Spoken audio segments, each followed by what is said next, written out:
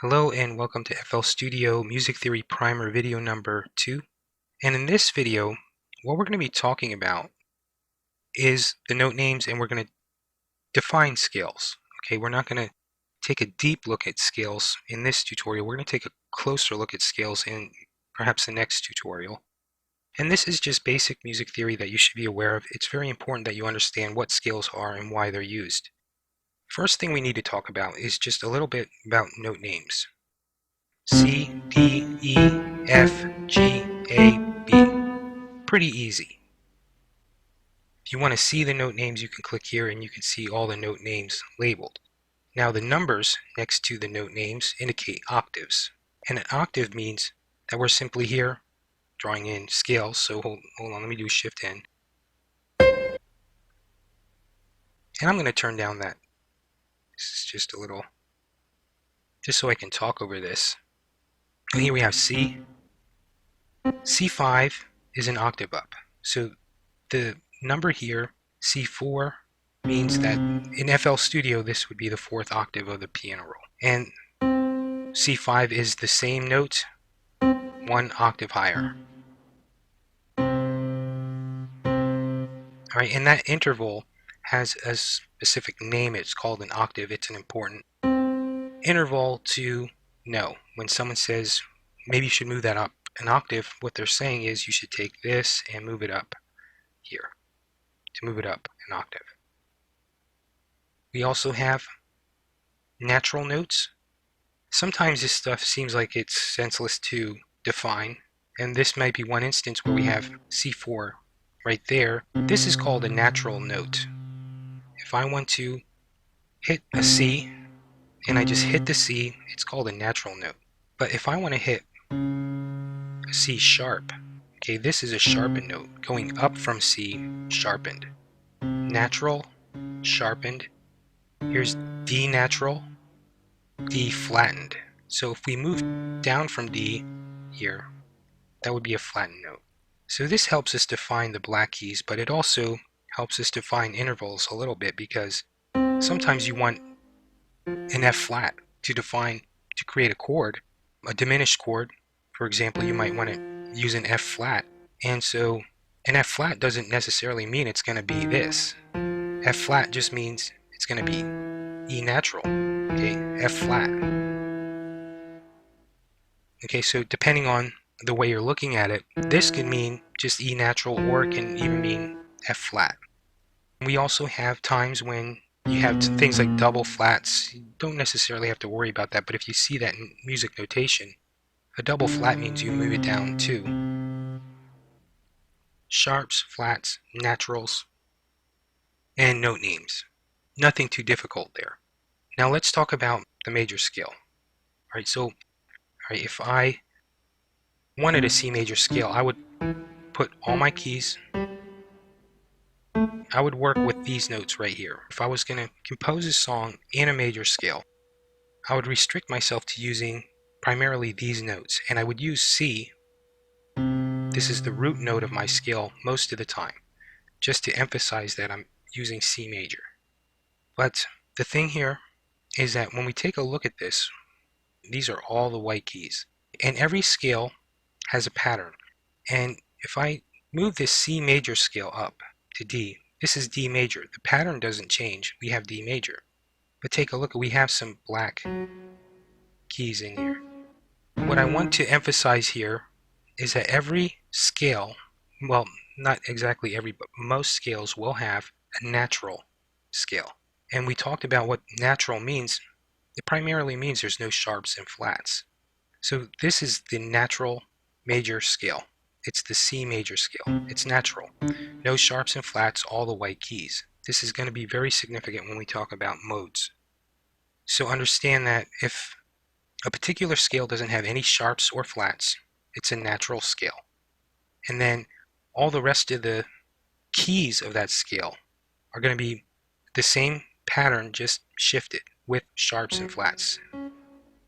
G has one sharp. All right, we come down to D, we have two sharps. And so why do we need these scales? I mean, exactly why do you want to use scales? Well, if you listen to a C major chord, it has a bit of a uplifting quality. We flatten this to make it a minor chord. It's a bit more somber. So a major scale has that more uplifting feel, where the minor scales have that more somber, dramatic feel. And major and minor scales can cover a lot of different emotions, and you can express a lot with just major and minor scales, and those are the most used scales you'll find, are the major and minor scales. But that's the reason why we need scales, and one example here is the blues scale. Everybody knows that quality a blues scale has. It has a certain personality. It has a bit of a southern sound to it. So when you go and create your own music, you want to choose a scale. Now, fortunately, if you don't know all your scales, it's not a problem in FL Studio. And I myself don't know many of my scales, so I use this a lot.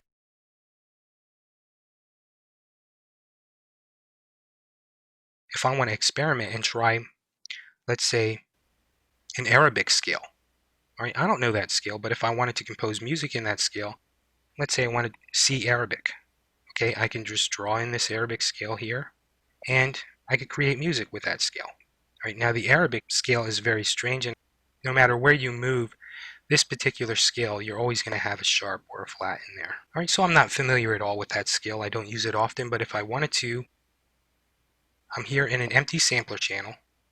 I right-clicked here, I choose Arabic, and if I draw this scale on a C note, that's C Arabic, we go back to piano roll here, take a look, I have a reference now in the background.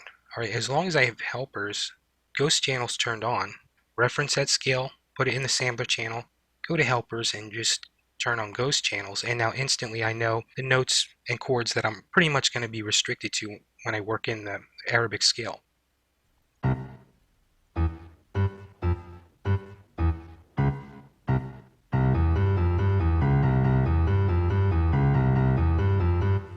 If you listen to this scale, it sounds strange. We go all the way up here. Let me move that up an octave though. It sounds really bad in that lower bass octave. We'll move it to, well, since my reference is here, I'll have to move it here. And this is what that scale sounds like.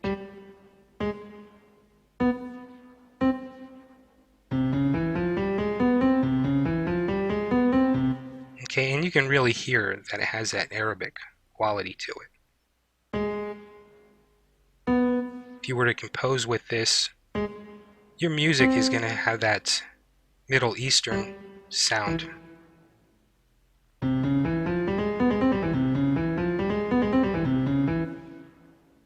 All right, and that's considered an exotic scale there.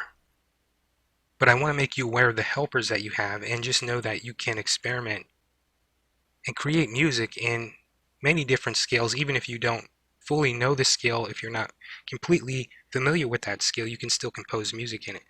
Whereas acoustic artists out there, they don't have that advantage. Right? Before they can play anything in an Arabic scale, they're going to have to learn how to play the scale. So it's a little more difficult for acoustic artists to compose in many different scales, but as an electronic musician, you do have that edge where you can experiment with not only exotic scales, but you can even create some really strange, unique scales of your own to experiment. But just a fair warning, before you experiment with exotic scales and some really hard scales that would be hard to compose in, stick with major minor. Okay, those scales are popular for a reason. When you work in those scales, it's a little more difficult to produce very dissonant, bad sounding music because those scales are very nice to work in. But there's some issues going on with minor scales. Okay, that's a little confusing, and we're going to have to discuss that in the next tutorial. But one thing I want to talk about are modal scales. Now from here, after melodic, these whole tone, diminished, major, pentatonic, all these other scales here, down to here are a little bit exotic or ethnic, except for the blues scale, which is very common. I'm scrolling off screen, but I have a blues scale down here. It's pretty common. But up in here, we have Dorian, Phrygian, Lydian, Mixolydian, Aeolian, and Locrian. These are modal scales. And I talked about this thing with natural.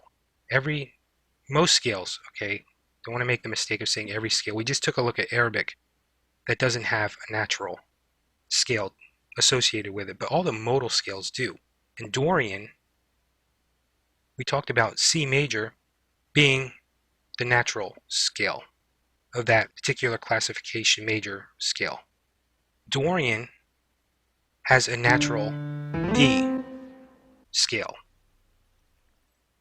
So the natural scale of Dorian is D, and that means all the white keys starting from D make up the Dorian scale, and the Dorian scale has a certain personality. Dorian has a minor sound to it. This is pretty much a minor scale, and the kind of chords that are created with Dorian differ from the kind of chords you use in minor and major scales. Dorian is used a lot in progressive rock and jazz, but you can use Dorian in any genre you want. And if you listen to Dorian, I'm going to do Shift N to just draw notes instead of chords now. If we play this scale back, you can get like a good instant preview of what a scale is going to sound like by just running through the scale. Let me make sure I got that sequenced right. Dorian sounds like this. Starts on D, it's all the white keys.